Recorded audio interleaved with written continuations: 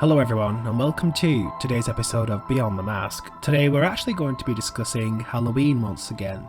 It seems pointless to delve into this franchise now that Blumhouse has seemingly concluded their involvement in the franchise. However, there is cause to discuss this franchise as it's still a regular topic on people's lips. Will Halloween get another movie?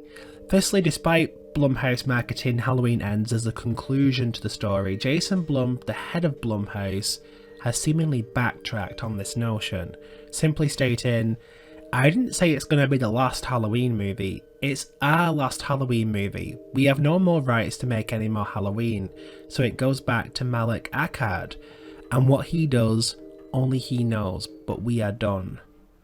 Jamie Lee Curtis has also publicly stated that she is 100% done playing Laurie Strode now. So the reason for this video is because I recently scrolled through the Halloween movies Reddit page and I was amazed at how active discussions are for a new Halloween movie. After reading through a few opinions and thoughts, I went into research mode to investigate whether or not it's likely we will see another movie anytime soon. As Jason Blum stated, the rights headed back to Malek Akkad following the end of Halloween Ends. In an interview with HITC, Malek actually stated that, "Following the release of Halloween Ends, we will be having another chat." This isn't a situation that is to be sat on. As we speak right now, it's likely the future of this franchise could be currently being decided. So if the movies were to be rebooted in some form without Jamie Lee Curtis, where could it go? I saw so many of you discussing this over on Reddit, but I didn't see anyone state the specific idea I have. I'm not down for a remake, I just think after Rob Zombie's movies, I don't know, people seem to be against the remake train in general. Starting a whole new story would also feel somewhat disingenuous. One of the things I would love to see, and this may just be me, but one of my favourite moments of the newer movies was actually the flashback sequences in Halloween Kills. The theme, the atmosphere, the style of how they did those sequences was simply incredible. One way they could continue this story is if we continue to keep the original movie intact. But following Michael's fall from the balcony at the hands of Dr. Loomis in the 1978 movie, what if Michael, on the run, begun stalking somebody else?